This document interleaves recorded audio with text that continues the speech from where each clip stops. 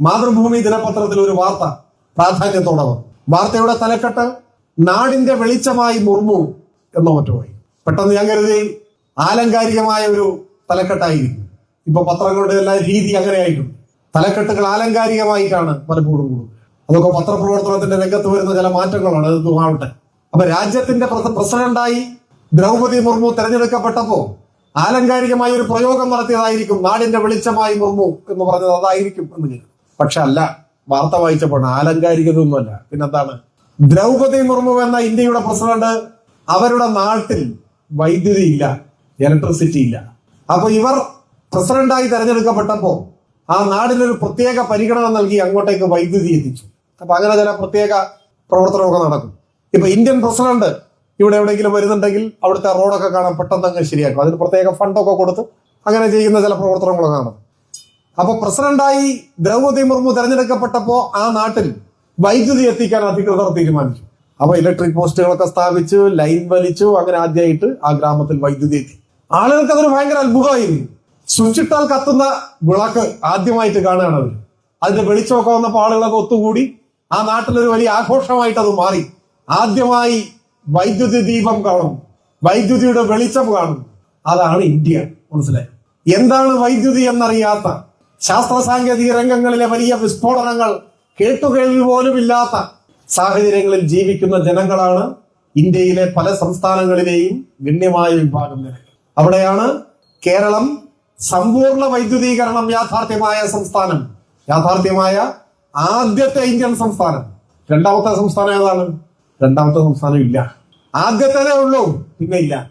വെളിയുടെ വിസർജന വിമുക്ത സംസ്ഥാനം ആദ്യത്തെ സംസ്ഥാനം കേരളം, രണ്ടാമത്തെ സംസ്ഥാനം ഇല്ല. ഇതാണ് കേരളം, കേരളത്തിന്റെ പ്രത്യേകത. സംസ്ഥാനത്ത് പൊതുവെ അറിയപ്പെടുന്ന ഒരു നേതാവായിരുന്നു തിരുവനന്തപുരം DCC പ്രസിഡന്റ് പാലോട് രവി. അദ്ദേഹം ഒരു മണ്ഡലം പ്രസിഡന്റുമായി ടെലിഫോണിൽ സംസാരിക്കുന്ന സംഭാഷണം പുറത്തായി. ഇപ്പൊ ചില ടെലിഫോൺ സംഭാഷണങ്ങൾ പുറത്താകുന്നൊക്കെയാണ് നാട്ടിലാകെ ചർച്ച. ഞാൻ അത്തരം കാര്യങ്ങളിലേക്കൊന്നും ഇപ്പൊ ഏതായാലും കടന്നു പോകുന്നില്ല. ഈ സംഭാഷണം അങ്ങനത്തെ സംഭാഷണമല്ല. ഈ സംഭാഷണം എന്താണ്? അദ്ദേഹം മണ്ഡലം പ്രസിഡന്റുമായിട്ട് കോൺഗ്രസ് പ്രവർത്തനത്തെ സംബന്ധിച്ച് ഇങ്ങനെ പറയുകയാണ്. അപ്പൊ വളരെ നിരാശയോടുകൂടി അദ്ദേഹം പറയാണ്, അടുത്ത തെരഞ്ഞെടുപ്പിലും ഈ ഇടതുപക്ഷം തന്നെ വരും അധികാരത്തിൽ. അത് കഴിഞ്ഞാൽ കോൺഗ്രസിന്റെ സ്ഥിതി എന്താവും അദ്ദേഹം പറയുന്നുണ്ട്. അദ്ദേഹം ഉപയോഗിച്ച വാക്ക്, അത് കഴിഞ്ഞാൽ കോൺഗ്രസ് എടുക്കാച്ചരക്കായി മാറും. അതാണ് വാക്ക്, എന്റെ വാക്കല്ല. അദ്ദേഹത്തിന്റെ സൃഷ്ടിയായിരുന്നു സഖാവ് M.M. ലോറൻസ്. അദ്ദേഹം മാത്രമല്ല, അദ്ദേഹത്തിന്റെ സഖാക്കളായിരുന്ന സമകാലീനരായിരുന്ന മറ്റു വിപ്ലവകാരികളും അവരെയെല്ലാം രൂപപ്പെടുത്തിയത് ഒരു കാലഘട്ടമാണ്.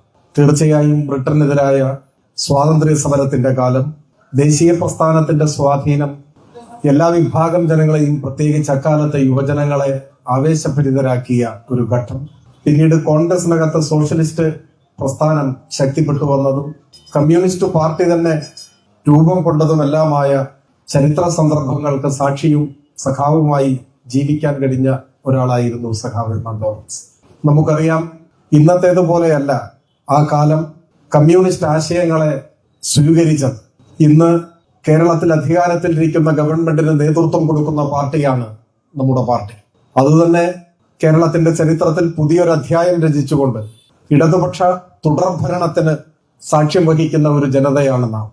നമ്മുടെ കാലത്തിന്റെ പ്രത്യേകത അതുകൂടിയാണ്.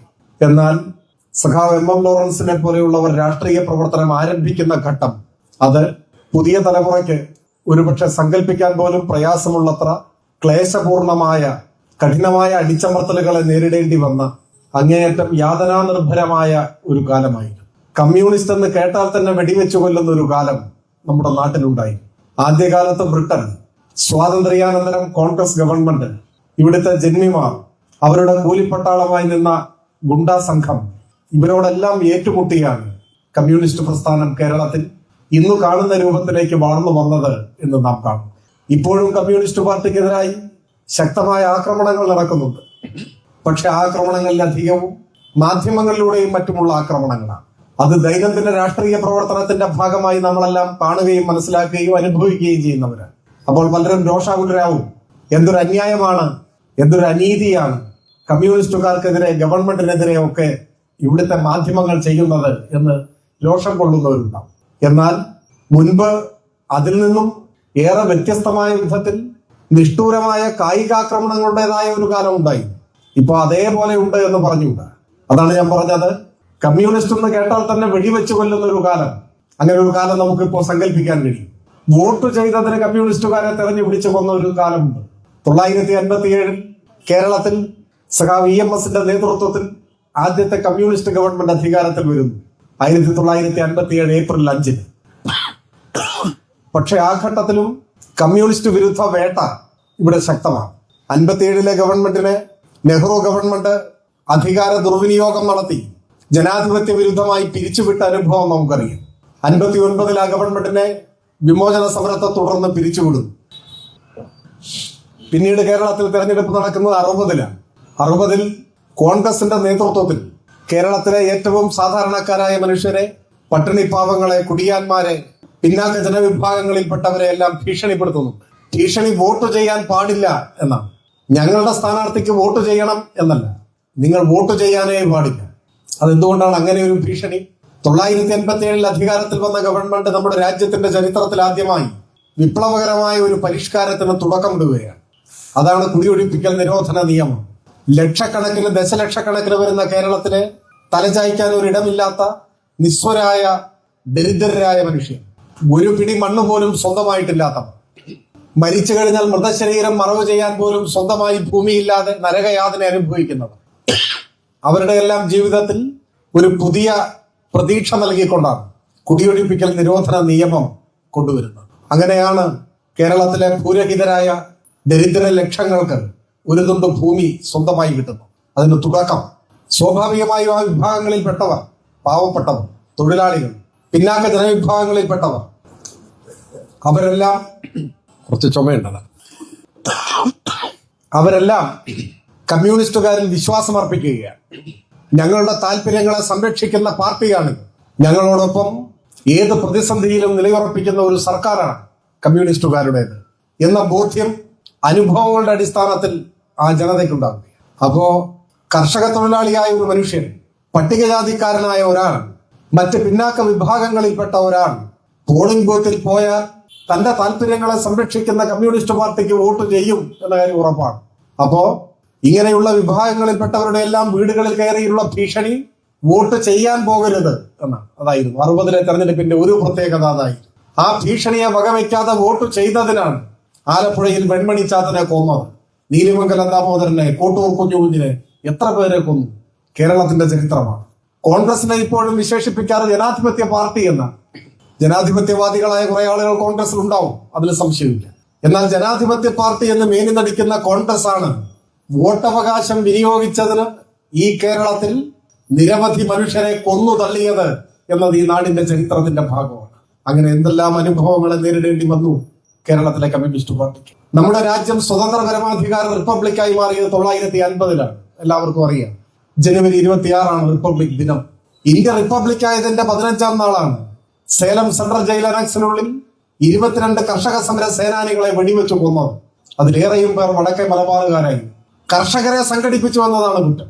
കർഷക സമരങ്ങൾക്ക് നേതൃത്വം കൊടുത്തവർ അവരെ അറസ്റ്റ് ചെയ്ത് അന്ന് മദ്രാസ് സ്റ്റേറ്റിന്റെ ഭാഗമാണ് മലബാർ, സേലം ജയിലിലടക്കും. അന്ന് അവിടെ ജയിൽ വകുപ്പിന്റെ കൂടി ചുമതലയുള്ള മന്ത്രി കോൺഗ്രസിന്റെ നേതാവായിരുന്ന കോഴിപ്പുറത്ത് മാധവ മേനോനായി. അദ്ദേഹത്തിന്റെ ആജ്ഞയനുസരിച്ചാണ് സേലം ജയിൽ അനക്സിനുള്ളിൽ വെച്ച് കർഷക സമര സേനാനികളായ 22 പേരെ വെടിവെച്ച് കൊന്നുകളാണ്. കമ്മ്യൂണിസ്റ്റുകാരായി എന്നതാണ് കുറ്റം. മിനി ജാലിയൻ വാലാബാഗ് എന്നാണ് ചരിത്രത്തിൽ അറിയപ്പെടുക. സ്വാതന്ത്ര്യാനന്തര ഇന്ത്യയിൽ സമാനമായ മറ്റൊരു അനുഭവം ഇല്ല. ജയിലിനകത്ത് നിസ്സഹായരായി നിൽക്കുന്നവരെ കള്ളക്കേസെടുത്ത് ജയിലിലടച്ച് അവിടെ വെച്ച് വെടിവെച്ച് കൊന്നുകളഞ്ഞ നാടാണ് നമ്മുടെ നാട്. അങ്ങനെ എത്രയെത്ര അനുഭവം. എണ്ണിയാലൊടുങ്ങാത്ത കമ്മ്യൂണിസ്റ്റ് പോരാളികൾ രക്തസാക്ഷിത്വം വരിക്കേണ്ടി വന്നു. കേരളത്തിൽ മാത്രം കമ്മ്യൂണിസ്റ്റ് പ്രസ്ഥാനത്തിന്റെ ഭാഗമായി എന്നതിന്റെ പേരിൽ 600-ൽ പരം ആളുകളാണ് ഇതിനോടകം കൊല ചെയ്യപ്പെട്ടത്. ഇപ്പൊ അതിന്റെ എണ്ണത്തിലൊക്കെ കുറെ കുറവ് വന്നിട്ടുണ്ടാവും. പഴയതുപോലെ കമ്മ്യൂണിസ്റ്റുകാരെ കൊന്നു തള്ളുന്നതിന് അറുതിയായിട്ടുണ്ടാവും. ആക്രമണങ്ങൾ മാധ്യമങ്ങളെയും മറ്റുമൊക്കെ കൂട്ടുപിടിച്ച് മറ്റൊരു തരത്തിലായി മാറിയിട്ടുണ്ടാവും. എന്നാൽ ആദ്യകാലം അങ്ങനെയായിരുന്നു. ഞാൻ ആമുഖമായി കാര്യങ്ങൾ സൂചിപ്പിച്ചത് അത്തരമൊരു കാലത്താണ് സഖാവ് MM ലോറൻസും അദ്ദേഹത്തിന്റെ സഖാക്കളും രാഷ്ട്രീയ പ്രവർത്തനം ആരംഭിക്കുന്നത്. ക്ലേശപൂർണമായ, യാതനാനിർഭരമായ, വീരസാഹസികമായ ഒരു കാലം. ആ കാലത്ത് വർഗശത്രുവിനോട് ഏറ്റുമുട്ടി തൊഴിലാളികളെ സംഘടിപ്പിച്ച് അടിച്ചമർത്തപ്പെട്ട ജനവിഭാഗങ്ങൾക്ക് പ്രത്യാശയുടെ മുദ്രാവാക്യങ്ങൾ പകർന്നു നൽകി അവരെ നയിച്ച ഒരു തലമുറയുടെ നേതാവായിരുന്നു സഖാവ് ലോറൻസ്. അദ്ദേഹത്തിന്റെ നേതൃത്വത്തിൽ കൊച്ചിയിലെ തോട്ടത്തൊഴിലാളികളെ സംഘടിപ്പിച്ചതിന്റെ അനുഭവ പശ്ചാത്തലത്തിലാണ് ബാലചന്ദ്രൻ ചുള്ളിക്കാട് കുറച്ചുനാൾ മുൻപ് ഒരു കവിത എഴുതിയത്. അത് വായിച്ചിട്ടുള്ളവരാവും ഇവിടെ പങ്കെടുത്തിട്ടുള്ളവരിൽ നല്ലൊരു പങ്ക് എന്ന് ഞാൻ കരുതുകയാണ്. സഖാവ് എം എൻ ലോറൻസിനെ ഒരു അല്പം അകലെ നിന്ന് നോക്കിക്കണ്ട ഒരു CPIM പ്രവർത്തകനായിരുന്നു ഞാൻ. എറണാകുളത്തേക്ക് വന്നതിന് ശേഷമാണ് അദ്ദേഹവുമായി കൂടുതൽ അടുത്തിടപഴകാൻ എനിക്ക് അവസരം ലഭിച്ചിട്ടുള്ളത്. പിന്നീട് തൃപ്പൂണിത്തുറ ആയുർവേദ ആശുപത്രിയിൽ ചികിത്സയിലുള്ള സമയത്തും മറ്റുമൊക്കെയായി നിത്യേന എന്നോണം അദ്ദേഹത്തെ കാണാനും സംസാരിക്കാനും എല്ലാമുള്ള അവസരം ലഭിച്ചത് ഒരു രാഷ്ട്രീയ വിദ്യാർത്ഥി എന്ന നിലയിൽ മുതൽക്കൂട്ടായി ഞാൻ ഓർമ്മിക്കുകയാണ്. അദ്ദേഹം രാഷ്ട്രീയ പ്രവർത്തനം ആരംഭിക്കുന്ന കാലത്ത് അനുഭവിക്കേണ്ടി വന്ന യാതനകളെ സംബന്ധിച്ച്, ക്ലേശങ്ങളെ സംബന്ധിച്ച്, ദിവസങ്ങളോളം ഭക്ഷണം കഴിക്കാതെ പ്രയാസപ്പെട്ട അനുഭവങ്ങളെല്ലാം അദ്ദേഹം സംസാരിച്ചത്, ആ ഓർമ്മകൾ അയവിറക്കിയത് ഞാനിപ്പോഴും നോക്കും. ഒരിക്കലൊരു ഘട്ടത്തിൽ പുതിയ യുവജനങ്ങളായ രാഷ്ട്രീയ പ്രവർത്തകരോടുള്ള ഒരു ഉപദേശം എന്ന പോലെ അദ്ദേഹം പറഞ്ഞ വാക്കുകൾ എനിക്ക് ഓർമ്മയുണ്ട്.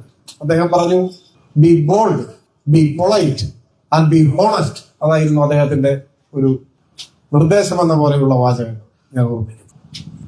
അവിഭക്ത പാർട്ടിയിലും പിന്നീട് CPIM എന്ന നിലയിൽ ഇന്ത്യൻ കമ്മ്യൂണിസ്റ്റുകൾ പ്രവർത്തനം ആരംഭിച്ച ഘട്ടത്തിലുമല്ല അത്തരം ചരിത്രഘട്ടങ്ങൾക്കെല്ലാം സാക്ഷ്യം വഹിക്കാൻ കഴിഞ്ഞ ഒരാളായിരുന്നു സഖാവ്. പാർട്ടിയുടെ കേന്ദ്ര കമ്മിറ്റി അംഗമായി, ഇവിടെ സ്വാഗത പ്രസംഗത്തിൽ സൂചിപ്പിച്ചതുപോലെ CITUവിന്റെ സംസ്ഥാന ജനറൽ സെക്രട്ടറിയായി, ലോകസഭാംഗമായും LDFന്റെ കൺവീനറായി സുപ്രധാനമായ ചുമതലകൾ നിർവഹിക്കാൻ, ആ ചുമതലകൾ ഏറ്റെടുത്തുകൊണ്ട് പാർട്ടി കാഴ്ചപ്പാടനുസരിച്ച് മുൻപോട്ട് പോകാനും അദ്ദേഹത്തിന് സാധിച്ചു.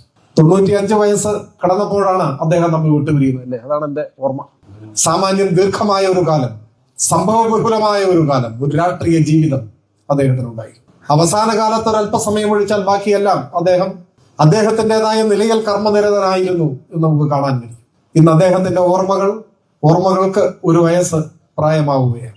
തീർച്ചയായും സഖാവ് എം എൻ ലോറൻസിനെ അനുസ്മരിക്കുന്ന ഈ ഘട്ടത്തിൽ എം എം ലോറൻസ് തന്റെ ജീവനേക്കാൾ വലുതായി കരുതിയ ഈ മഹാപ്രസ്ഥാനം പുതിയ ഉത്തരവാദിത്തങ്ങളും പുതിയ വെല്ലുവിളികളും ഏറ്റെടുക്കുന്ന ഒരു കാലം കൂടിയാണ്.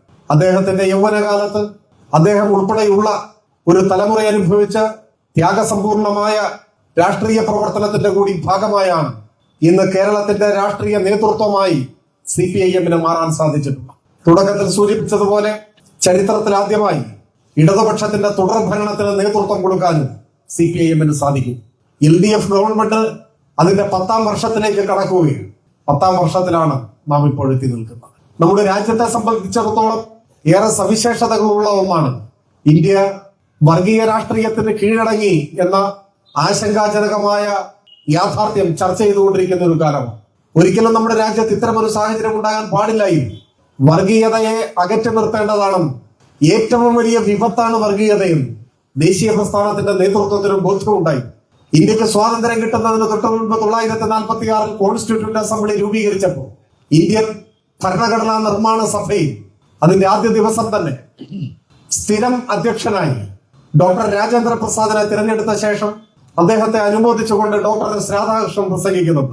സ്വാഭാവികമായും ആ ഘട്ടത്തിൽ രാജേന്ദ്ര പ്രസാദിന്റെ ഗുണഗണങ്ങളാണ് എല്ലാവരും ഓർമ്മിക്കുക, അവിടെ പ്രസംഗിക്കുക.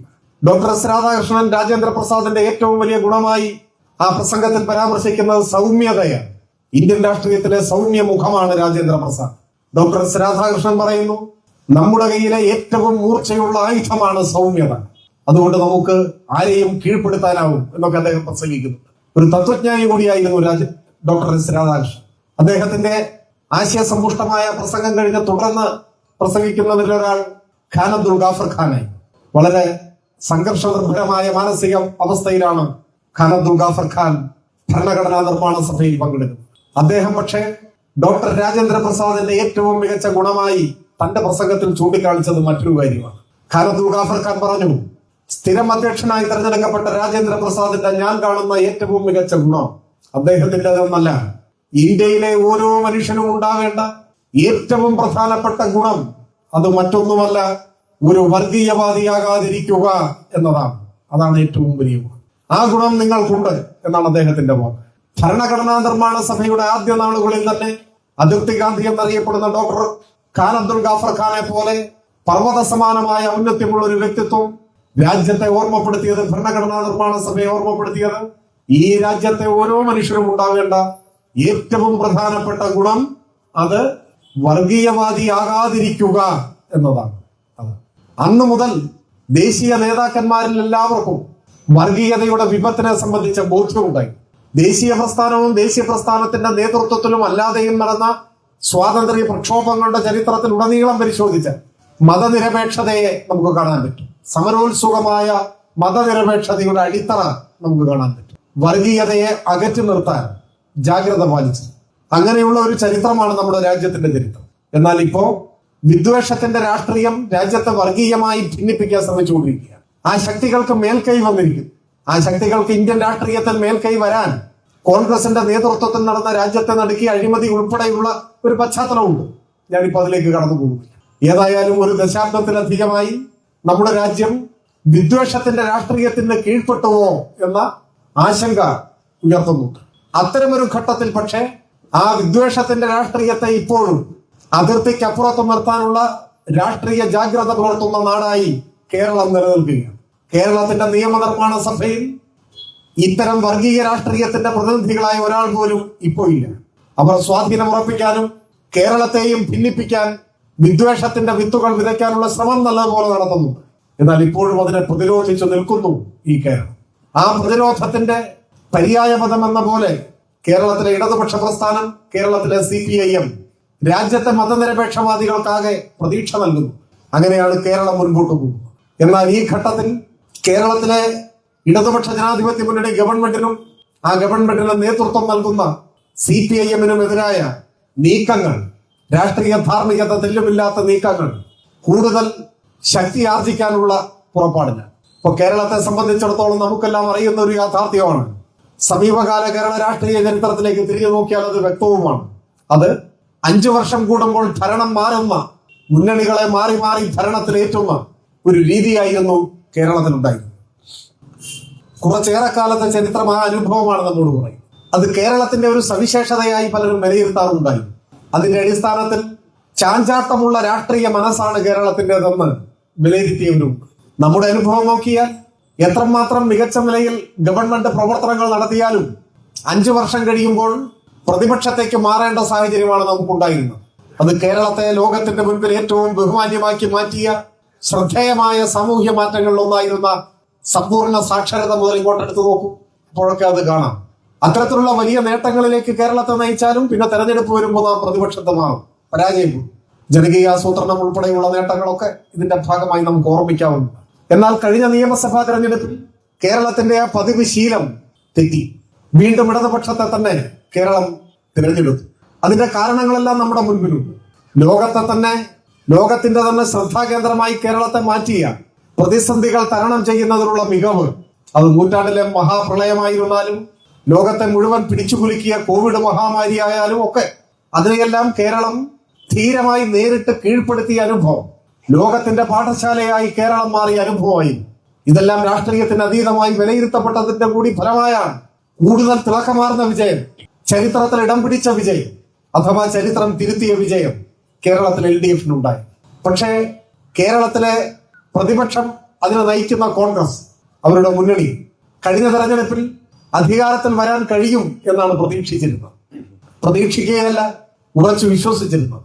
ഞാൻ ഇപ്പോഴും ഓർക്കുന്നു, കഴിഞ്ഞ നിയമസഭാ തെരഞ്ഞെടുപ്പിൽ വോട്ടെണ്ണിയത് മെയ് മാസം 2-ാം തീയതിയാണ്. 2021 മെയ് 2. മെയ് 1-ന് കേരളത്തിലെ പ്രധാനപ്പെട്ട ഒരു ടെലിവിഷൻ ചാനലിന്റെ ഓൺലൈൻ മാധ്യമത്തിൽ ഒരു വാർത്ത പ്രത്യക്ഷപ്പെട്ടു. വോട്ടെണ്ണുന്നതിന്റെ തലേന്നാണ്. ആ വാർത്തയുടെ തലക്കെട്ട് എങ്ങനെയായി? മുഖ്യമന്ത്രി സ്ഥാനം 2 കുത്ത്, UDF-ൽ സമവായമായി. ഇതാണ് തലക്കെട്ട്. അപ്പൊ തലക്കെട്ടിന്റെ ഒരു കൗതുകം കൊണ്ട് താഴേക്ക് നോക്കി. അപ്പൊ വാർത്ത വിശദമായി തുടരുന്നത് എങ്ങനെയാണ്? മുഖ്യമന്ത്രി സ്ഥാനത്തെ ചൊല്ലിയുള്ള തർക്കം കോൺഗ്രസിൽ പരിഹരിച്ചു. ആദ്യത്തെ 2.5 വർഷക്കാലം ഉമ്മൻചാണ്ടിയും തുടർന്നുള്ള 2.5 വർഷക്കാലം രമേശ് ചെന്നിത്തലയും മുഖ്യമന്ത്രിമാരാവാൻ ധാരണ. വോട്ടെണ്ണിയിട്ടില്ല, വോട്ടെടുത്ത ദിവസം എണ്ണാൻ പോകുന്നതേ. പക്ഷെ കോൺഗ്രസിലെ അധികാര തർക്കങ്ങളെ സംബന്ധിച്ച് മാധ്യമം റിപ്പോർട്ട് ചെയ്യുന്നത് അങ്ങനെയാണ്. 2.5 കൊല്ലം ഉമ്മൻചാണ്ടിയും 2.5 കൊല്ലം ചെന്നിത്തലയും മുഖ്യമന്ത്രിമാരാവാൻ ധാരണയായി എന്നാണ്. അത്രയ്ക്ക് ഉറച്ചു വിശ്വസിച്ചിരുന്നു എന്നതാണ്. എന്താണ് ആ വിശ്വാസത്തിന്റെ അടിസ്ഥാനം? 1, കേരളത്തിന്റെ ചരിത്രമാണ്. 5 കൊല്ലം കൂടുമ്പോൾ ഗവൺമെന്റ് മാറും എന്ന ചരിത്രം. 2, കേരളത്തിലെ ഒരു വിഭാഗം മാധ്യമങ്ങൾ അങ്ങനെ ഒരു പ്രതീക്ഷ അവർക്ക് പകർന്നു കൊടുത്തു. നിങ്ങൾ ഓർമ്മിക്കുന്നുണ്ടാവും, അവസാനത്തെ 6 മാസം, 1-ാം പിണറായി സർക്കാരിന്റെ അവസാനത്തെ 6 മാസം കേരളത്തെ വിവാദങ്ങളിൽ മുക്കിയെടുക്കാനാണ് മാധ്യമങ്ങൾ ശ്രമിച്ചത്. എന്തൊക്കെ വിവാദങ്ങൾ ഇപ്പൊ ഓർക്കുമ്പോൾ തമാശയാണ്. സ്വർണ്ണ കള്ളക്കടത്ത്, ഖുറാന്റെ ഇടയിൽ സ്വർണം കള്ളക്കടത്ത് നടത്തി എന്നൊരു പ്രചരണം ഉണ്ടായി. ഈന്തപ്പഴത്തിന്റെ ഉള്ളിൽ, അത് എത്ര ആലോചിച്ചിട്ട് ഇപ്പോഴും നമുക്ക് അതിന്റെ യുക്തി മനസ്സിലാവില്ല. ഈന്തപ്പഴത്തിന്റെ ഉള്ളിൽ സ്വർണം കടത്തിയത് എന്റെ കുരുവിന് പകരമായിട്ടോ മറ്റോ സ്വർണം കടത്തി, അങ്ങനെയാണോ ഉദ്ദേശിച്ചെന്ന് അറിഞ്ഞുകൂടാ. ബിരിയാണി ചെമ്പിൽ, നൂറ്റാണ്ടിലെ ഫലിത ബിന്ദുക്കൾ എന്ന് വേണമെങ്കിൽ വിശേഷിപ്പിക്കാൻ കഴിയുന്ന വിധത്തിൽ, പക്ഷേ നിരന്തരം ഇത്തരം കാര്യങ്ങളാണ് ചർച്ച ചെയ്തത്. കേന്ദ്ര അന്വേഷണ ഏജൻസികളെ മുഴുവൻ കേരളത്തിൽ തമ്പടിപ്പിച്ചു. യാഥാർത്ഥ്യത്തിന്റെ കണികയില്ലാത്ത കാര്യങ്ങളിൽ പോലും സംശയത്തിന്റെ പുകമറ സൃഷ്ടിക്കാനായിരുന്നു ശ്രമിച്ചത്. മാധ്യമങ്ങൾ അത് പൊലിപ്പിച്ചു. എല്ലാ ദിവസവും വൈകുന്നേരങ്ങളിൽ ഈ വിഷയമാണ് ചർച്ച ചെയ്യുന്നത്. ആവർത്തിച്ചുള്ള ഇത്തരം നുണപ്രചാര വേല കുറച്ചുപേരെങ്കിലും സ്വാധീനിക്കാതിരിക്കുമോ എന്ന് നമ്മളിൽപ്പെട്ടവർ തന്നെ ആശങ്കപ്പെട്ടു. കുറച്ച് വിവരമില്ലാത്ത ആളുകളെ സ്വാധീനിച്ച പോലെ, വിവരമില്ലാത്ത ആളുടെ വോട്ട് വിവരമുള്ള ആളുടെ വോട്ടൊന്നും വോട്ടിന് വ്യത്യാസമില്ല, എല്ലാവർക്കും ഒരു വോട്ടാണ്. അപ്പൊ വോട്ടുകാരുടെ വോട്ട് കിട്ടിയാലും മതി.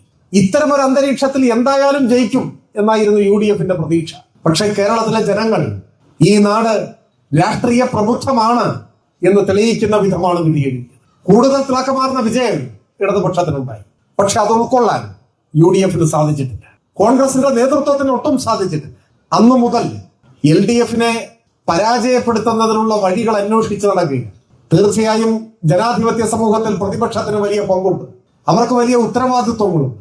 എന്നാൽ നിർഭാഗ്യവശാൽ അത്തരം ജനാധിപത്യ ഉത്തരവാദിത്വങ്ങൾ ഏറ്റെടുക്കാൻ കഴിയുന്ന ഒരു രാഷ്ട്രീയ പക്വത കേരളത്തിലെ കോൺഗ്രസിന്റെ നേതൃത്വത്തിനില്ല. അവർ ധരിച്ചു വെച്ചിരിക്കുന്നത് ഗവൺമെന്റ് ചെയ്യുന്ന എല്ലാറ്റിനെയും എതിർക്കുകയാണ് പ്രതിപക്ഷത്തിന്റെ ധർമ്മം എന്നാണ്. എല്ലാ കാര്യങ്ങളെയും എതിർക്കുക, എല്ലാറ്റിനെയും കോടതിയെ സമീപിക്കുക.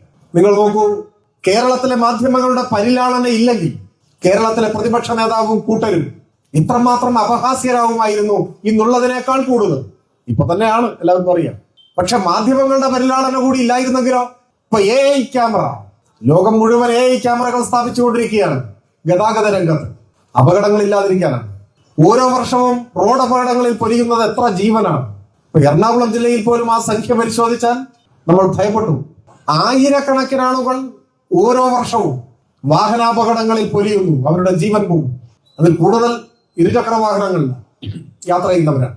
അപ്പൊ വാഹനാപകടങ്ങൾ കുറയ്ക്കാൻ, ഗതാഗത നിയമങ്ങൾ പാലിക്കുന്നതിന് നിർബന്ധിതരാക്കാൻ ഒക്കെ അത്തരം നിയമലംഘനങ്ങൾ കണ്ടെത്താനും അവസാനിപ്പിക്കാനും AI ക്യാമറകൾ സ്ഥാപിച്ചുകൊണ്ട് ലോകത്തിലെ എല്ലാ രാജ്യങ്ങളും റോഡ് അപകടങ്ങൾക്ക് വിരാമമിടാനുള്ള വലിയ പരിശ്രമം നടത്തുകയാണ്. കേരളവും ആ പാതയിൽ പോയപ്പോൾ അതിനെതിരെ സമരം ഉണ്ടായി. എന്തിന്? നാളെയും റോഡിൽ ആള് മരിക്കണം എന്നാണോ നമ്മൾ ആഗ്രഹിക്കേണ്ടത്? യൂത്ത് ലീഗിന്റെ നേതാവിന്റെ ഒരു കൊട്ടയുമായി AI ക്യാമറ മൂടി വെക്കുന്ന ഒരു ദൃശ്യം ഇപ്പോഴും നവമാധ്യമങ്ങൾ കാണാറുണ്ട്. ഒരു സമരമായി പ്രതിപക്ഷ നേതാവ് കേരള ഹൈക്കോടതിയെ സമീപിച്ചു. പൊതു താല്പര്യ ഹർജി, ആ ഹർജി പരിഗണിച്ചുകൊണ്ട് കേരള ഹൈക്കോടതി ഒരു വാചകം പറഞ്ഞു. അതാണ് ഞാൻ പറഞ്ഞത്, മാധ്യമങ്ങളുടെ പരിലാളനയെ കുറിച്ച്. മറ്റാരെയെങ്കിലും കുറിച്ചാണ് കോടതി അങ്ങനെ പറഞ്ഞിരുന്നതെങ്കിൽ ആ നേതാവിന് രാഷ്ട്രീയ പ്രവർത്തനം നടത്താൻ തന്നെ പിന്നെ കഴിയില്ല. പ്രതിപക്ഷ നേതാവിനെ കുറിച്ചായതുകൊണ്ട് മനോരമാദി മാധ്യമങ്ങൾ അത് പറഞ്ഞെന്ന് വരുത്തി അവസാനിപ്പിച്ചു ഒറ്റ റിപ്പോർട്ടിങ്ങിൽ. എന്തായിരുന്നു കോടതി പറഞ്ഞത്? പ്രതിപക്ഷ നേതാവിന്റെ ഹർജി എടുത്തു നോക്കിയ ശേഷം കോടതിയുടെ ആദ്യത്തെ കമന്റ്, ഇത് പബ്ലിക് ഇൻട്രസ്റ്റ് ആണോ അതോ പബ്ലിസിറ്റി ഇൻട്രസ്റ്റ് ആണോ? അതാ ചോദ്യം. ഇന്നേ വരെ ഒരു രാഷ്ട്രീയ നേതാവിനോട് പൊതു താല്പര്യ ഹർജി പരിഗണനാ വേളയിൽ ഒരു കോടതിയും ഇങ്ങനെ ചോദിച്ചതായി നമ്മൾ കേട്ടിട്ടില്ല. ഇത് പൊതു താല്പര്യമാണോ അതോ പബ്ലിസിറ്റിക്ക് വേണ്ടിയുള്ള താല്പര്യമാണോ എന്ന് കോടതി ചോദിക്കുകയാണ്. കോടതിയുടെ രീതിയിൽ ഒരു കടുത്ത പ്രഹരമാണ് കൊടുത്തത്. കോടതി ജഡ്ജി എഴുന്നേറ്റ് വന്ന് ഹർജിക്കാരനെ കൈകൊണ്ട് അടിക്കൊന്നുമില്ല, അതിനൊന്നും വകുപ്പില്ല. അതിന് സമാനമാണ്. ആ പ്രഹരം ഏറ്റുവാങ്ങിയ ശേഷം ഡിവിഷൻ ബെഞ്ചിൽ അപ്പീലുണ്ട്. ആ അപ്പീലാണ് കഴിഞ്ഞ മാസം തള്ളി വലിച്ചെറിഞ്ഞത്. അപ്പൊ എന്താണ് പ്രതിപക്ഷ നേതാവ് പറഞ്ഞത് മാധ്യമങ്ങളോട്? ഇപ്പൊ പബ്ലിക് പൊതു താല്പര്യ ഹർജികൾ, പബ്ലിക് ഇൻട്രസ്റ്റ് ലിറ്റിഗേഷൻ ഒന്നും കോടതികൾ പ്രോത്സാഹിപ്പിക്കുന്നില്ല. അതുകൊണ്ടാണ്. നിങ്ങൾ നോക്കൂ, ഒരു വാചകം കൊണ്ട് അദ്ദേഹത്തിന് വിശദീകരണം അവസാനിപ്പിക്കാൻ കഴിയും. അതാണ് മാധ്യമങ്ങളുടെ പരിലാളന. സർക്കാരിനെതിരെ ഒരടിസ്ഥാനവുമില്ലാതെ സമരങ്ങൾ പ്രഖ്യാപിക്കുക, ഒരു സമരവും വിജയിപ്പിക്കാൻ കഴിയാതെ പോവുക, സമരങ്ങൾക്ക് ആളെ കിട്ടാതെ പോവുക. എവിടെയെങ്കിലും 10 ആൾ അണിനിരക്കുന്ന ഒരു സമരം നിങ്ങൾ കണ്ടിട്ടുണ്ടോ? UDFന്റെ നേതൃത്വത്തിൽ LDF ഗവൺമെന്റിന്റെ ഏതെങ്കിലും ഒരു പരിഷ്കാരത്തിന്, ഒരു നയത്തിന്, ഒരു പദ്ധതിക്കെതിരെ UDFന്റെ നേതൃത്വത്തിൽ ഒരു 100 പേർ അണിനിരക്കുന്ന ഒരു സമരം ഈ തൃക്കാക്കരക്കാർ കണ്ടിട്ട് എത്ര കാലമായി? ഒരു സമരത്തിന് ഒരാളെയും കിട്ടുന്നില്ല. അപ്പോഴാണ് കോടതിയിൽ കേസ് കൊടുക്കാൻ തീരുമാനിച്ചത്. കോടതിയുടെ അനുഭവം ഇതാണ്. നേരായ വഴിക്ക് കേരളത്തിൽ രാഷ്ട്രീയ സ്വാധീനം ഉറപ്പിക്കാനാവില്ല എന്ന് ഓരോ നിമിഷവും ഇവർക്ക് ബോധ്യപ്പെട്ടുകൊണ്ടിരിക്കുക. അത്തരമൊരു ഘട്ടത്തിലാണ് നഷ്ടപ്പെട്ടു പോയ അധികാരം തിരിച്ചു പിടിക്കാൻ ജനാധിപത്യത്തിലെ ഏറ്റവും ഹീനമായ മാർഗങ്ങൾ ഇപ്പോൾ അവലംബിച്ചുകൊണ്ടിരിക്കും. അതിൽ പ്രധാനപ്പെട്ട ഒന്ന് വർഗീയ കക്ഷികളുമായി തുറന്ന ബന്ധത്തിൽ ഏർപ്പെടാനുള്ള നീക്കമാണ്. രണ്ടുമുണ്ടത്. ഭൂരിപക്ഷ ന്യൂനപക്ഷ വർഗീയതയുമായി അടുത്തു നിന്ന് സഖ്യമുണ്ടാക്കി കേരളത്തിൽ അധികാരം പിടിക്കാനാകുമോ എന്നാണ് നോട്ടം. RSS കോൺഗ്രസ് ബന്ധത്തെക്കുറിച്ച് ഞാൻ കൂടുതൽ വിശദീകരിക്കേണ്ടതില്ല. ആ ബന്ധം പലപ്പോഴും മലയാളികളുടെ മുൻപിൽ ഒളിഞ്ഞും തെളിഞ്ഞും വ്യക്തമായി വന്നിട്ടുള്ളതാണ്. ഇപ്പൊ തന്നെ നിങ്ങൾ നോക്കൂ, ശശി തരൂർ എന്ന കോൺഗ്രസിന്റെ നേതാവ് ഏത് പാർട്ടിയിലാണ് ഇപ്പോൾ ഉള്ളത്? ആർക്കെങ്കിലും പറയാൻ പറ്റും? കുറച്ചുനാൾ മുൻപ് കെ മുരളീധരന്റെ തന്നെ ഒരു പ്രസ്താവന കണ്ടത് അദ്ദേഹം എവിടെയാണെന്ന് അദ്ദേഹം തീരുമാനിക്കട്ടെ എന്നാണ്. പേരിന് കോൺഗ്രസിന്റെ ലോകസഭാംഗമാണ്. എന്നാൽ എല്ലായ്പ്പോഴും അദ്ദേഹം നടത്തുന്ന അഭിപ്രായ പ്രകടനങ്ങൾ പേരിനെങ്കിലും കോൺഗ്രസ് പ്രതിനിധാനം ചെയ്യുന്ന നിലപാടുകൾക്കെതിരും സംഘപരിവാർ നയങ്ങളോടൊപ്പം നിൽക്കുന്നു. അദ്ദേഹം എന്നാണ് ഔദ്യോഗികമായി BJP-യിൽ ചേരുക എന്ന കാര്യത്തിൽ മാത്രമാണ് സംശയമെന്നാണ് കോൺഗ്രസിന്റെ തന്നെ ചില സുഹൃത്തുക്കൾ പറയുന്നത്. ഇത് പല കോൺഗ്രസുകാരെയും സംബന്ധിച്ച് പ്രസക്തിയുള്ള ഒരു കാര്യമാണ്. കേരളത്തിന്റെ പ്രതിപക്ഷ നേതാവ് തന്നെ ഗോൾവൽക്കറിന്റെ ജന്മശതാബ്ദി ആഘോഷം ഉദ്ഘാടനം ചെയ്തത് സംബന്ധിച്ച് ഇപ്പോഴും ബോധ്യമാകുന്ന ഒരു മറുപടി പറയാൻ കഴിഞ്ഞിട്ടുണ്ട്. ഗോൾവൽക്കർ എന്ന് പറഞ്ഞാൽ ഇന്ത്യ കണ്ട ഏറ്റവും വലിയ വർഗീയവാദികളിൽ ഒരാളാണ്. ഇന്ത്യ കണ്ട RSSന്റെ സർസംഘചാലകായിരുന്ന ആളാണ്. മുസ്ലിങ്ങളും ക്രിസ്ത്യാനികളും കമ്മ്യൂണിസ്റ്റുകാരുമാണ് ഈ രാജ്യത്തിന്റെ ഭീഷണി എന്ന് പുസ്തകത്തിൽ എഴുതി വെച്ചയാളാണ്. സ്വാതന്ത്ര്യ സമരം കൊടുമ്പിരിക്കൊണ്ടിരിക്കുന്ന ഘട്ടത്തിൽ സ്വാതന്ത്ര്യ സമരത്തിൽ അണിനിരന്ന ഇന്ത്യയിലെ ഹിന്ദു യുവാക്കളോട് ഗോൾവൽക്കറുടെ പ്രത്യേകമായ ഒരു അഭ്യർത്ഥന അക്കാലത്ത് പുറത്തിറങ്ങി. അതിങ്ങനെയായിരുന്നു: ബ്രിട്ടനെതിരായ സ്വാതന്ത്ര്യ സമരത്തിൽ പങ്കെടുത്തുകൊണ്ട് നിങ്ങൾ നിങ്ങളുടെ ആരോഗ്യവും നിങ്ങളുടെ വിലമതിക്കാനാവാത്ത ആരോഗ്യവും വിലപ്പെട്ട സമയവും പാഴാക്കി കളയരുത്. പകരം ഈ രാജ്യത്തിന് ഭീഷണിയായ മുസ്ലിങ്ങൾക്കും ക്രിസ്ത്യാനികൾക്കും കമ്മ്യൂണിസ്റ്റുകാർക്കും എതിരായ സമരത്തിൽ അണിനിരന്നുകൊണ്ട് നിങ്ങൾ രാജ്യത്തോടുള്ള കടമ നിറവേറ്റണം. ഇതാണ് ഗോൾവൽക്കറിന്റെ ആഹ്വാനം. അങ്ങനെ 100 കാര്യങ്ങൾ എണ്ണി പറയാൻ കഴിയും. അങ്ങനെ നമ്മുടെ രാജ്യത്തെ വർഗീയമായി വിഭജിക്കുന്നതിന് നേരിട്ട് നേതൃത്വം നൽകിയ ഇന്ത്യ കണ്ട ഏറ്റവും വലിയ ഒരു വർഗീയ ഭ്രാന്തന്റെ ജന്മശതാബ്ദി ആഘോഷം കേരളത്തിൽ ഉദ്ഘാടനം ചെയ്യാൻ ആരെ ക്ഷണിക്കണമെന്ന് RSSന്റെ നേതൃത്വം കൂടിയാലോചിച്ചപ്പോ അവരുടെ മുൻപിൽ വന്ന ഒറ്റപ്പേര് ശ്രീ VD സതീശൻ എന്ന പേരാണ്. അദ്ദേഹത്തെ ക്ഷണിക്കുന്നു. ആ ക്ഷണം അദ്ദേഹം സന്തോഷത്തോടെ സ്വീകരിക്കുന്നു. ആ വേദിയിൽ ചെന്ന് ഗോൾവൽക്കറിന്റെ ചില്ലിട്ട ചിത്രത്തിന്റെ മുൻപിൽ നിലവിളക്ക് കൊളുത്തി ഉദ്ഘാടനം ചെയ്ത് ആശംസകൾ അർപ്പിച്ച് പ്രസംഗിക്കുന്നു. സാധാരണ നിലയിൽ ഒരു കോൺഗ്രസ് നേതാവ് ചെയ്യുന്ന ഒരു കാര്യമാണ്. അതെന്തുകൊണ്ടാണ് അങ്ങനെ ചെയ്യുന്നത്? അത് ഈ ശക്തികളുമായിട്ടുള്ള സജീവമായ ബന്ധത്തിന്റെ അടയാളമാണ്, തെളിവാണ്. ആ ബന്ധം ഇപ്പോഴും തുടരുകയാണ് കോൺഗ്രസ്. ദേശീയ തലത്തിൽ ഇന്ത്യൻ പാർലമെന്റിൽ ഇപ്പോൾ പ്രതിപക്ഷത്തിന്റെ നേതൃസ്ഥാനത്ത് കോൺഗ്രസ് ആയിരിക്കാം. പക്ഷെ കേരളത്തിൽ ആ കോൺഗ്രസ് ഇടതുപക്ഷം ഇനിയും അധികാരത്തിൽ തുടർച്ചയായി വരുന്ന സാഹചര്യം ഒഴിവാക്കാൻ മുൻപ് പല കാലത്തും രഹസ്യമായും പരസ്യമായും RSSുമായി യോജിച്ചു നിന്ന അനുഭവം ഇവിടെ ഉണ്ടെങ്കിലും ഇടതുപക്ഷത്തെ പരാജയപ്പെടുത്താൻ അത് മതിയായിട്ടില്ല എന്ന ചരിത്ര യാഥാർത്ഥ്യത്തിന്റെ മുൻപിലും ആ പരീക്ഷണത്തിൽ നിന്ന് പിന്മാറാൻ തയ്യാറാവുന്നു. കേരളത്തിലെ RSSന്റെ ഒരു വിഭാഗവുമായി കൂടിയാലോചനകൾ നടത്തി തിരഞ്ഞെടുപ്പ് സഖ്യത്തിലേക്ക് ധാരണയിലേക്ക് വികസിപ്പിച്ചുകൊണ്ടിരിക്കുകയാണ്. അതൊരു ഭാഗത്ത്. മറുഭാഗത്ത് കടുത്ത മുസ്ലിം വർഗീയതയുമായി RSSന്റെ മറുപേരായി വർഗീയത പ്രചരിപ്പിക്കുന്ന കാര്യത്തിൽ എല്ലാവരും ചൂണ്ടിക്കാണിക്കുന്നതാണ് ജമാഅത്തെ ഇസ്ലാമി. ജമാഅത്തെ ഇസ്ലാമിയുടെ രാഷ്ട്രീയ പാർട്ടിയായ വെൽഫെയർ പാർട്ടി കഴിഞ്ഞ ലോക്സഭാ തെരഞ്ഞെടുപ്പിലും നിയമസഭാ തെരഞ്ഞെടുപ്പിലും ഏകപക്ഷീയമായി കോൺഗ്രസിനെ പിന്തുണച്ചു, UDFനെ പിന്തുണച്ചു. ഇപ്പോ UDFിലെ ഒരു അസോസിയേറ്റ് ഘടകകക്ഷിയായെങ്കിലും അത് പുതിയ പ്രയോഗങ്ങളാണ്. എന്തുവാകും, തങ്ങളെ പരിഗണിക്കണം എന്ന അപേക്ഷയും കൊടുത്ത് കാത്തിരിക്കുകയാണ്. അപ്പൊ അത് തത്വത്തിൽ അംഗീകരിച്ചു എന്നാണ് കേൾക്കുന്നത്. അങ്ങനെ വെൽഫെയർ പാർട്ടിയെ UDFിൽ എടുത്തതുപോലെയാണ് ഇപ്പോ കാര്യങ്ങൾ. അവിടെ അവസാനിക്കുന്നില്ല. വെൽഫെയർ പാർട്ടിയുടെ മറവിൽ ജമാഅത്തെ ഇസ്ലാമി മുസ്ലിം ലീഗിന്റെ രാഷ്ട്രീയ തീരുമാനങ്ങൾ എടുക്കുന്ന വേദിയായി മാറുകയാണ്. അവർ വഴി SDPI-യെയും UDFിലെ അപ്രഖ്യാപിത ഘടകകക്ഷിയാക്കി മാറ്റാനുള്ള നീക്കമാണ്. നമ്മുടെ രാജ്യത്തിന്റെ ഭീഷണിയായ വർഗീയതയെ, അതിന്റെ സംഘടനാ രൂപങ്ങളായ RSSനെ, ജമാഅത്തെ ഇസ്ലാമിയെ, SDPI-യെ എല്ലാവരെയും കൂട്ടുപിടിച്ച്, എല്ലാ വർഗീയ വിഘടനവാദ ശക്തികളെയും കൂട്ടുപിടിച്ച് LDFനെ പരാജയപ്പെടുത്താനുള്ള പരിശ്രമമാണ് ഇപ്പൊ നടന്നുകൊണ്ടിരിക്കുന്നത്. കേരളത്തിൽ എവിടെയെങ്കിലും ഒരു വർഗീയ കലാപം നടന്നതായി ഒരു 10 കൊല്ലത്തിനുള്ളിൽ ആരെങ്കിലും ഓർക്കുന്നു? വർഗീയ സംഘർഷങ്ങളില്ലാത്ത നാടായി, അതിന്റെ ഭാഗമായ പോലീസ് നടപടികളില്ലാത്ത നാടായി, വെടിവയ്പില്ലാത്ത നാടായി, സമാധാനത്തിന്റെ ഒരു തുരുത്തായി നമ്മുടെ നാട് നിലനിൽക്കുകയാണ്. എന്തുകൊണ്ടാണ്? വർഗീയ ശക്തികളോട് വിട്ടുവീഴ്ച ചെയ്യാത്ത ഒരു സർക്കാർ കേരളത്തിൽ അധികാരത്തിലിരിക്കുന്നുകൊണ്ടാണ്. വർഗീയവാദികളുടെ പിന്തുണയോടെ ഒരു സർക്കാർ അധികാരത്തിൽ വന്നാലോ അവരുടെ എല്ലാം താല്പര്യങ്ങൾക്ക് വഴങ്ങി കൊടുക്കേണ്ടതായി വരും. അത്തരം ഘട്ടങ്ങളിലാണ് ഈ കേരളത്തിൽ പോലും വർഗീയ അസ്വാസ്ഥ്യങ്ങൾ ഉണ്ടായിട്ടുള്ളത്. മാറാടും തൈക്കലും എത്രയെത്ര അനുഭവങ്ങൾ, വർഗീയ അസ്വാസ്ഥ്യങ്ങളുടെ അതിന്റെ ഭാഗമായി ജീവൻ ബലിയർപ്പിക്കപ്പെട്ട സാധാരണക്കാരായ മനുഷ്യരുടെ അനുഭവങ്ങൾ ഈ കേരളത്തിലുണ്ട്. അപ്പൊ ഈ വർഗീയവാദികളുടെ എല്ലാം പിന്തുണയോടെ അധികാരം പിടിക്കാൻ ശ്രമിക്കുന്നവർ എത്ര അപകടകരമായ രാഷ്ട്രീയ പരീക്ഷണത്തിലാണ് ഏർപ്പെട്ടുകൊണ്ടിരിക്കുന്നത്. അതിനു പുറമെയാണ് ഒരു വിഭാഗം മാധ്യമങ്ങളെ കൂടി ഒപ്പം നിർത്തി ഗവൺമെന്റിനെതിരായ ഒരു വികാരം സൃഷ്ടിക്കാൻ ഒക്കുമോ എന്ന് പരിശ്രമിക്കുന്നത്. പക്ഷെ കേരളത്തിന്റെ അനുഭവം എന്താണ്? കേരളത്തെ സംബന്ധിച്ചിടത്തോളം ചരിത്രത്തിലേക്ക് തിരിഞ്ഞു നോക്കിയാൽ ഇത്രമാത്രം പരാതിരഹിതമായ ഒരു കാലം മുൻപുണ്ടായിട്ടുണ്ടോ? ചില കാര്യങ്ങളിലൊക്കെ ചിലപ്പോൾ ആളുകൾക്ക് പരിഭവങ്ങളോ ചില്ലറ അസംതൃപ്തികളോ ഉണ്ടാവാം, അതൊന്നുമില്ലെന്ന് ഞാൻ പറയുന്നില്ല.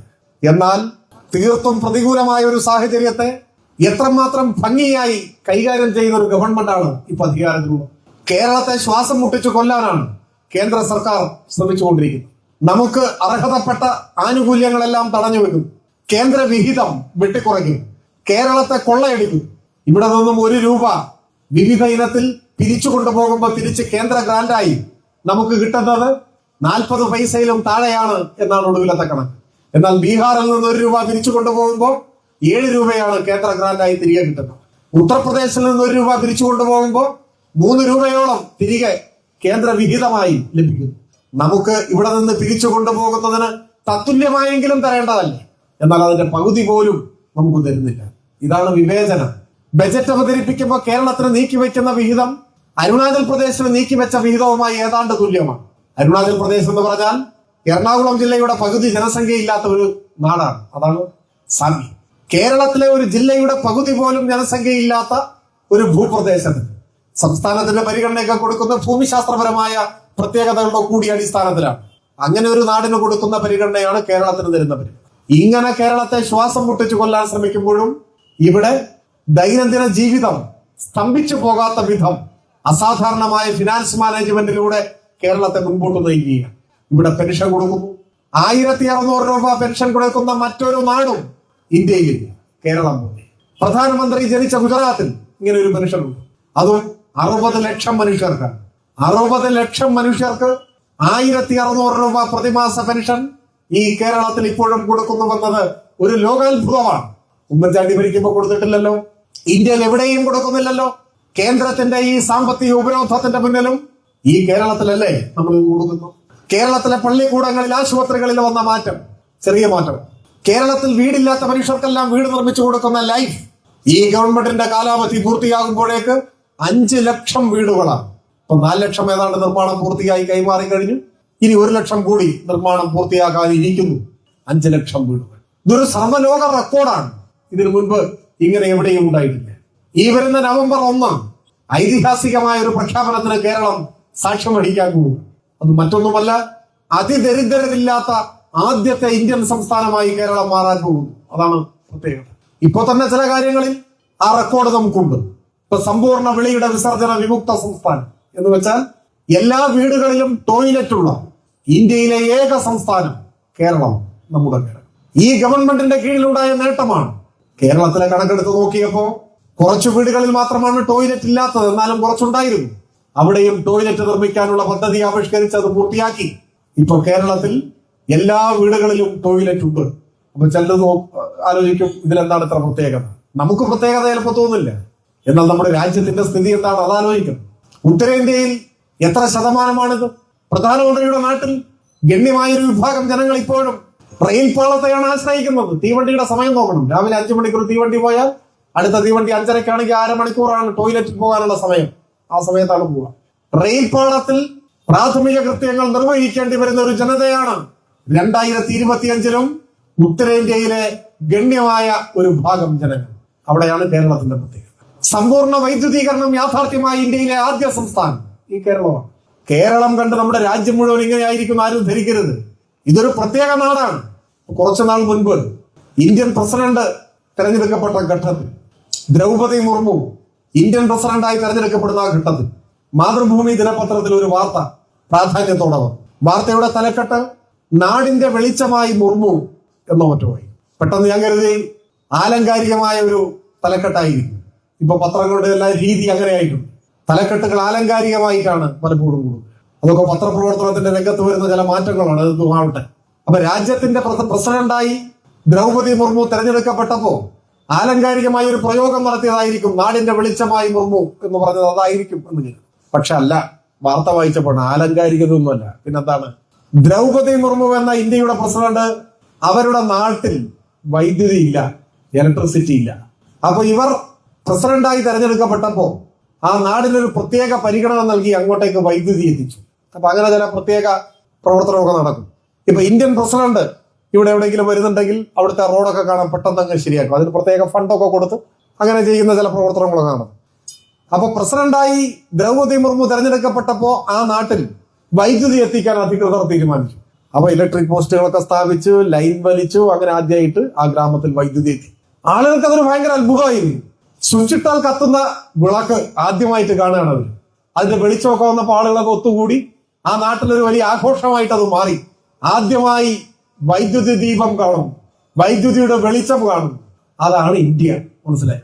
എന്താണ് വൈദ്യുതി എന്നറിയാത്ത, ശാസ്ത്ര സാങ്കേതിക രംഗങ്ങളിലെ വലിയ വിസ്ഫോടനങ്ങൾ കേട്ടുകേൾവി പോലും ഇല്ലാത്ത സാഹചര്യങ്ങളിൽ ജീവിക്കുന്ന ജനങ്ങളാണ് ഇന്ത്യയിലെ പല സംസ്ഥാനങ്ങളിലെയും ഗണ്യമായ വിഭാഗം ജനങ്ങൾ. അവിടെയാണ് കേരളം സമ്പൂർണ്ണ വൈദ്യുതീകരണം യാഥാർത്ഥ്യമായ സംസ്ഥാനം, യാഥാർത്ഥ്യമായ ആദ്യത്തെ ഇന്ത്യൻ സംസ്ഥാനം. രണ്ടാമത്തെ സംസ്ഥാനം ഏതാണ്? രണ്ടാമത്തെ സംസ്ഥാനം ഇല്ല. ആദ്യത്തേതേ ഉള്ളൂ, പിന്നെ ഇല്ല. വെളിയുടെ വിസർജന വിമുക്ത സംസ്ഥാനം ആദ്യത്തെ സംസ്ഥാനം കേരളം, രണ്ടാമത്തെ സംസ്ഥാനം ഇല്ല. ഇതാണ് കേരളം, കേരളത്തിന്റെ പ്രത്യേകത. ഇലക്ട്രിസിറ്റി ഇല്ലാത്തൊരു വീട് പോലും കേരളത്തിലില്ല. സ്കൂളിൽ പോകാത്ത കുട്ടികളുള്ള ഒരു വീട് ഈ കേരളത്തിലില്ല. നിങ്ങൾ തൃക്കാക്കരയിലുണ്ടോ നോക്ക്. സ്കൂളിൽ പോകാതെ ഏതെങ്കിലും ഒരു കുട്ടി 5 വയസ്സായിട്ട് ഇവിടെ വീട്ടിലുണ്ടോ? ഉണ്ടാവില്ല. നമുക്ക് വെല്ലുവിളിക്കാൻ കഴിയും. അതാണ് കേരളത്തിന്റെ പ്രത്യേകത. ആ സ്കൂളിലേക്ക് പോകുന്ന കുട്ടിക്ക് ഉച്ചഭക്ഷണം കിട്ടും, സ്കൂൾ യൂണിഫോം കിട്ടും, അത് തയ്ക്കാനുള്ള കാശ് കിട്ടും, എല്ലാ സൗകര്യങ്ങളും ഇവിടെ ഉണ്ട്. എല്ലാ ക്ലാസ് മുറികളും സ്മാർട്ട് ക്ലാസ് മുറി. ഇന്ത്യയിൽ മറ്റെവിടെയും ഇങ്ങനെയില്ല. എല്ലാ ക്ലാസ് മുറിയിലും കമ്പ്യൂട്ടർ, ഡിജിറ്റൽ സ്ക്രീൻ, പ്രൊജക്ടർ, ആധുനിക സൗകര്യങ്ങളുടെ അകമ്പടിയോടെ സർക്കാർ പള്ളിക്കൂടങ്ങളിൽ കുട്ടികളെ പഠിപ്പിക്കുന്ന ഇന്ത്യയിലെ ഏക സ്ഥലമാണ് ഈ കേരളം. ഈ നേട്ടങ്ങളുടെ നാട്ടിൽ നവംബർ 1 അതിദരിദ്രരില്ലാത്ത സംസ്ഥാനമായ പ്രഖ്യാപനം നടക്കാൻ പോവുക. അതൊട്ടും എളുപ്പമുള്ള ഒരു കാര്യമല്ലേ? ഇപ്പൊ പട്ടിണി, മലയാളിയെ സംബന്ധിച്ചിടത്തോളം പട്ടിണി പലപ്പോഴും ഒരു വാക്കു മാത്രമാണ്. നമുക്ക് പട്ടിണിയുടെ രൂക്ഷതയൊന്നും അനുഭവിക്കേണ്ടി വന്നിട്ടില്ല. ഇവിടെ ഇരിക്കുന്നവരിൽ ആരെങ്കിലും ഈ അടുത്ത കാലത്ത് പട്ടിണി കിടന്നിട്ടുണ്ട് ഉണ്ടാവുമെന്ന് എനിക്ക് തോന്നുന്നില്ല. നല്ല കമ്മിറ്റിയിലും പോയിട്ട് 1 മണിക്ക് പിരിയേണ്ട കമ്മിറ്റി 2 മണി വരെയൊക്കെ നീണ്ടുപോയാൽ ആ 1 മണിക്കൂർ സമയത്തുള്ള അവസ്ഥയാണ് നമ്മുടെ പട്ടിണി. എന്നാൽ പട്ടിണി ശരിക്കും അതല്ലേ. ആഴ്ചകളോളം വെള്ളം മാത്രം കുടിച്ച് ജീവിക്കേണ്ടി വരിക. അങ്ങനെ ഒരു പട്ടിണി ഇപ്പൊ നമ്മുടെ നാട്ടിലുണ്ടോ? ഇല്ല. എന്നാൽ രാജ്യത്തുണ്ട്. ആഴ്ചകളോളം വെള്ളം മാത്രം കുടിച്ച് ജീവിക്കുക. അപ്പൊ ആരോഗ്യം ക്ഷയിക്കും, അസുഖം ബാധിക്കും, മരിച്ചു. അതാണ് പട്ടിണി മരണം. ആ പട്ടിണി മരണങ്ങൾ നടക്കുന്ന രാജ്യമാണ് നമ്മുടെ രാജ്യം. ഗ്ലോബൽ ഹങ്കർ ഇൻഡെക്സ്, ആഗോള വിശപ്പ് സൂചിക എന്ന മലയാളം, ഐക്യരാഷ്ട്രസഭയുടെ നേതൃത്വത്തിൽ തയ്യാറാക്കുന്ന ലോകത്തിലെ പട്ടിണി രാജ്യങ്ങളുടെ ഒരു പട്ടികയാണ്. അതിൽ ഇന്ത്യയുടെ സ്ഥാനം 105 അത്രേ. 105. ആ പട്ടികയിൽ ആകെയുള്ളത് 125 രാജ്യങ്ങളോ മറ്റോ. ലോകത്തിലാകെ 120 രാജ്യങ്ങളുണ്ട്. പക്ഷേ മനുഷ്യൻ പട്ടിണി കിടന്ന് മരിക്കേണ്ടി വരുന്ന സാഹചര്യം 125 രാജ്യങ്ങളിലാണ് ഉള്ളത് എന്നാണ് കണക്കാക്കിയത്. അതിൽ നമ്മുടെ സ്ഥാനം 105ാമത്തതാണ്. എന്ന് വെച്ചാൽ നമ്മുടെ പുറകിൽ ഇനി വളരെ കുറച്ചു പേരേ ഉള്ളൂ. അതീവ ദുർബലമായ സമ്പദ്ഘടനയുള്ള, ആഭ്യന്തര കലഹങ്ങൾ കൊണ്ടൊക്കെ ശിഥിലമായി പോയ ചില കൊച്ചു ഭൂപ്രദേശങ്ങളാണ് ഇനി നമ്മുടെ പുറകിലുള്ളത്. നമ്മൾ ഏറ്റവും പുറകിലാണ്.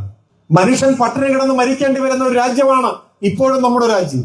വർഗീയമായി മനുഷ്യരെ ചേരിതിരിക്കുന്നതിനിടയിൽ, വിദ്വേഷത്തിന്റെ രാഷ്ട്രീയം വേരുപിടിക്കുന്നതിനിടയിൽ മനുഷ്യർ പട്ടിണി കിടന്ന് മരിച്ചു പോകുന്നു.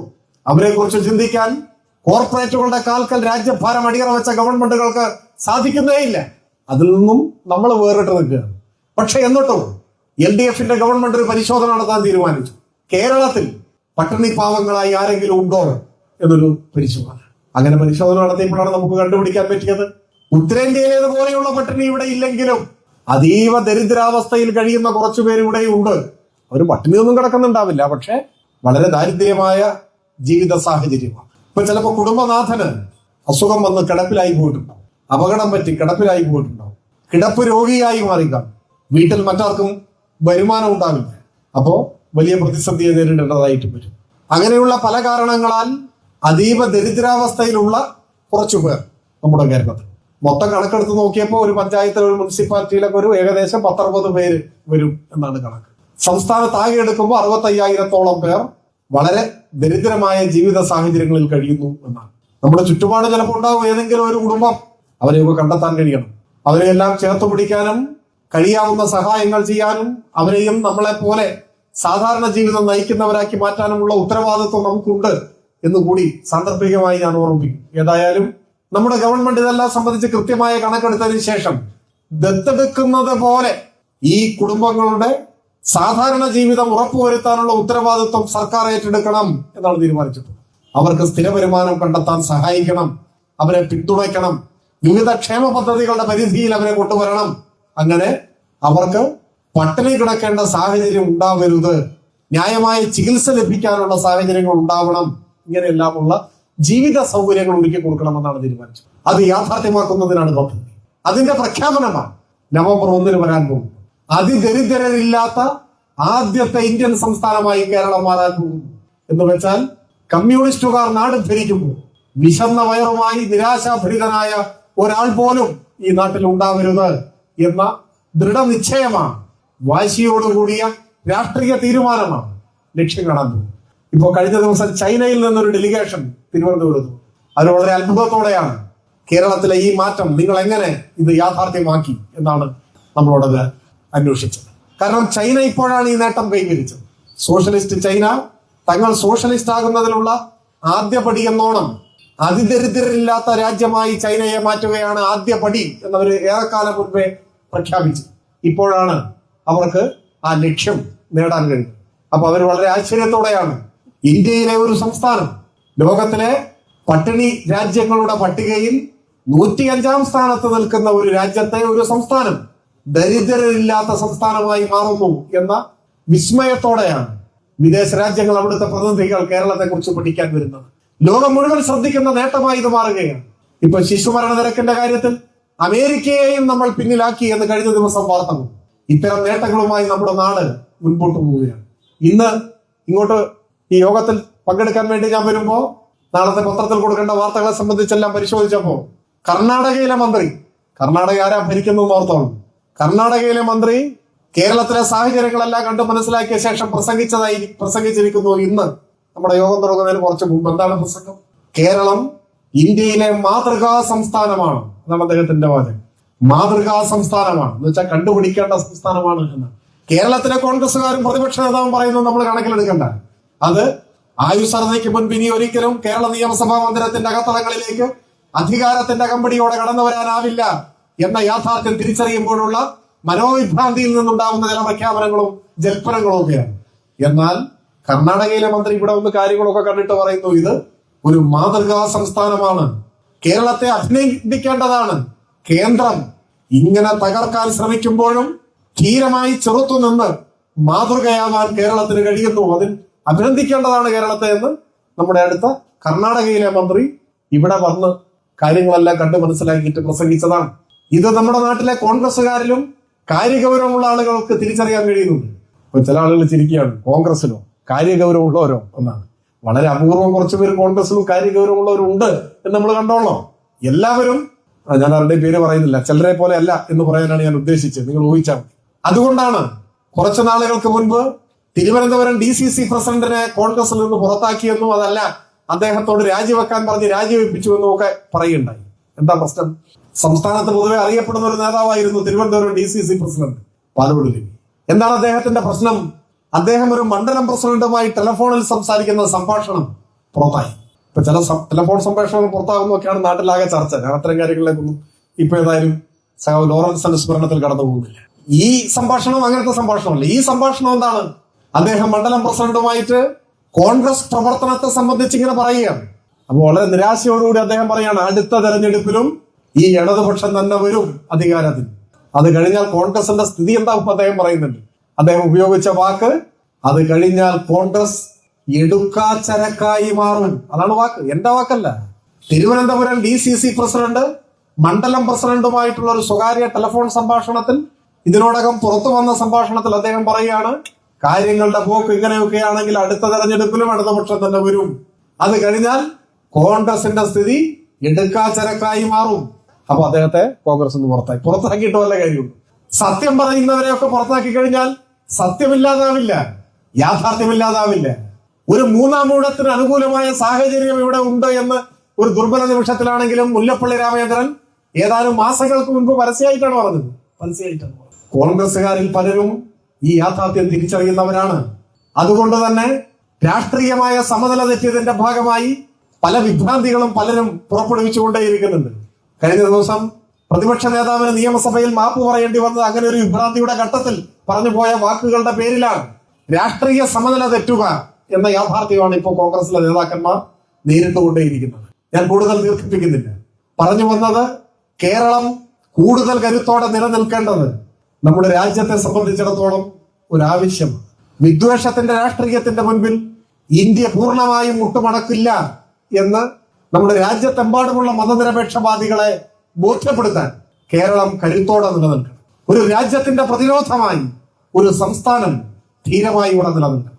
അതിന് കേരളത്തിന്റെ ഭാവിക്ക്, ഇന്ത്യയുടെ ഭാവിയെ രൂപപ്പെടുത്തുന്നതിനു വേണ്ടിയും കേരളത്തിലെ ഇടതുപക്ഷം കൂടുതൽ കരുത്തോടെ നിലനിൽക്കേണ്ടത് രാഷ്ട്രീയത്തിന് അതീതമായി തന്നെ ഈ നാടിന്റെ ആവശ്യമാണ്.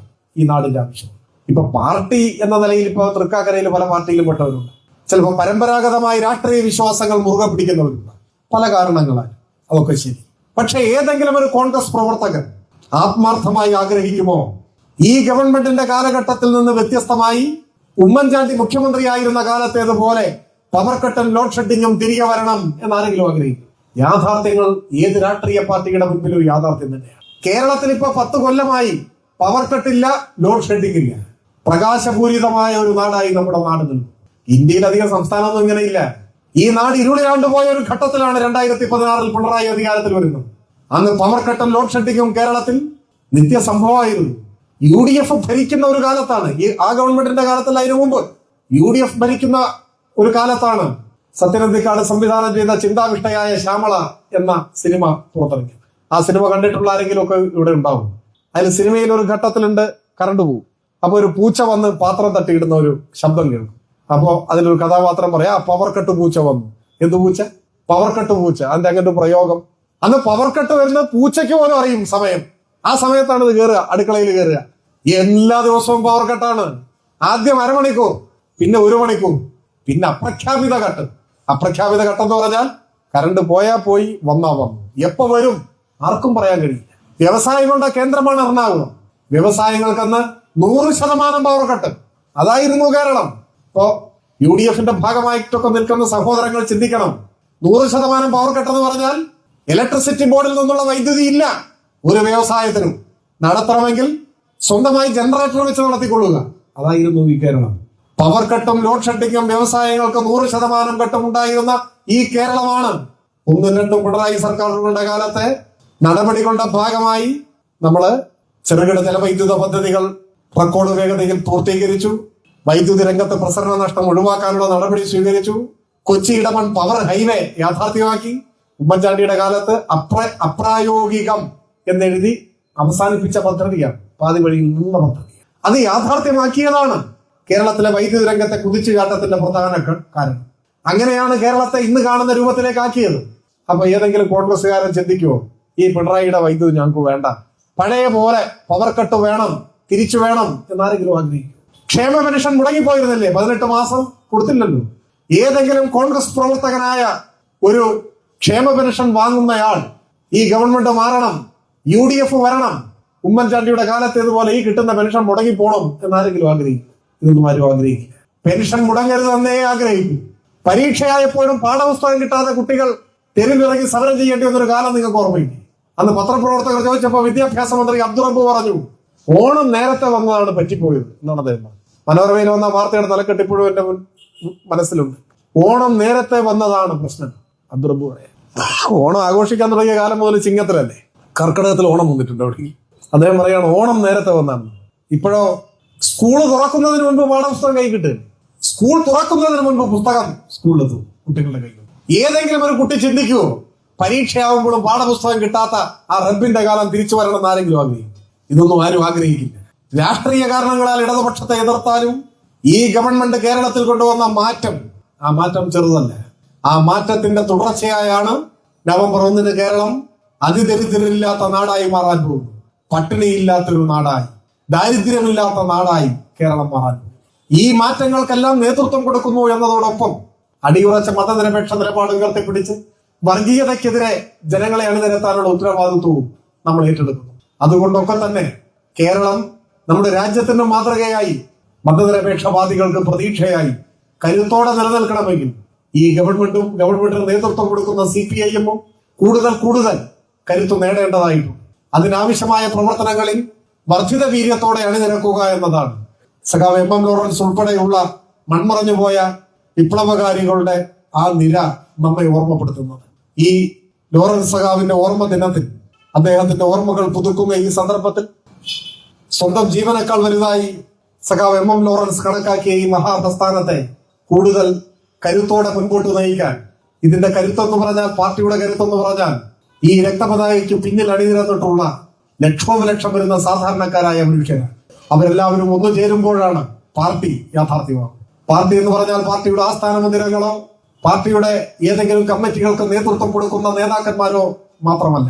പാർട്ടി എന്ന് പറഞ്ഞാൽ ലക്ഷക്കണക്കായ പാർട്ടി പ്രവർത്തകർ, അനുഭാവികളെല്ലാം ഒന്നു ചേരുന്നതാണ് പാർട്ടി. നമുക്കെല്ലാം ഒന്നു ചേർന്ന് ഈ രാജ്യത്തെ വർഗീയ വിപത്തിൽ നിന്ന് വിമോചിപ്പിക്കാനുള്ള ധീരമായ പോരാട്ടത്തിന് കേരളത്തിന്റെ മണ്ണിൽ നിന്ന് ഞങ്ങൾ തുടക്കം കുറിക്കും എന്ന നിശ്ചയദാർഢ്യത്തോടെ, ഒപ്പം ഈ നാടിനെ എല്ലാവിധ വർഗീയ വിധ്വംസക ശക്തികളുമായി ചേർന്ന് പരാജയപ്പെടുത്താൻ ശ്രമിക്കുന്ന പ്രതിപക്ഷത്തിന്റെ യാതൊരു ദീർഘവീക്ഷണവുമില്ലാത്ത, അവരിന്ന് നേരിട്ടുകൊണ്ടിരിക്കുന്ന രാഷ്ട്രീയ പാപ്പരത്വത്തെയെല്ലാം തുറന്നു കാണിച്ചുകൊണ്ട്, അവരുടെ ദീർഘവീക്ഷണമില്ലാത്ത നിലപാട് കൊണ്ട പൊള്ളത്തരത്തെ ജനങ്ങളുടെ മുൻപാകെ തുറന്നു കാണിച്ചുകൊണ്ട് ഇടതുപക്ഷം കൂടുതൽ കരുത്തോടെ മുൻപോട്ട് പോകുമ്പോൾ ആ ഇടതുപക്ഷത്തിനോടൊപ്പം നാടിനെ ആകെ അണിനിരത്തുന്നതിനുള്ള പ്രവർത്തനങ്ങളിൽ നേതൃപരമായ പങ്കുവഹിക്കാൻ നിങ്ങളെല്ലാം കൂടുതൽ ഊർജ്ജസ്വലതയോടെ രംഗത്തിറങ്ങണമെന്ന് അഭ്യർത്ഥിക്കുന്നതോടൊപ്പം സഖാവ് MM ലോറൻസിന്റെ മരണമില്ലാത്ത ഓർമ്മകൾക്ക് മുൻപിൽ ഒരു പിടി രക്തപുഷ്പങ്ങൾ അർപ്പിച്ചുകൊണ്ട് ഞാൻ എന്റെ ഈ വാക്കുകൾ അവസാനിപ്പിക്കുന്നു. അഭിവാദനം.